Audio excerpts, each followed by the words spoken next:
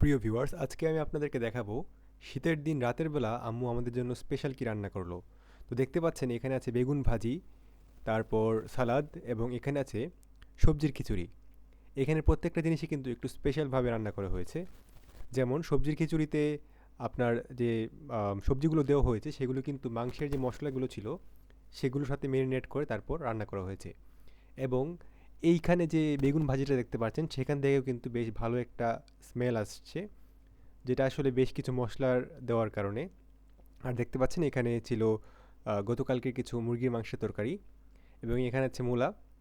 তো সবজির খিচুড়িটা কিন্তু খেতে খুবই দারুণ ছিল। দেখতে পাচ্ছেন গন্ধ শুনে আমাদের বিড়ালটাও চলে এসেছে খাওয়ার জন্য। সেও কিন্তু এই সেম গন্ধের কারণে এখানে চলে এসেছে। তো দেখতে পাচ্ছেন এই খিচুড়িটা কত স্মুথ হয়েছে এবং খুবই সুস্বাদু হয়েছিল খেতে এটা।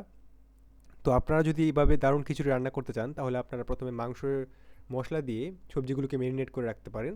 তারপর যখন আপনারা খাবেন তখন এই খিচুড়ি থেকে খুবই অসাধারণ একটি স্মেল আসবে এবং সেটার জন্য কমপ্লিমেন্টারি ডিশ হিসেবে রাখতে পারেন বেগুন ভাজি এবং সালাদ। কিন্তু অবশ্যই রাখার চেষ্টা করবেন, কেননা সালাদ রাখলে খিচুড়ির টেস্টটা দ্বিগুণ বেড়ে যায়।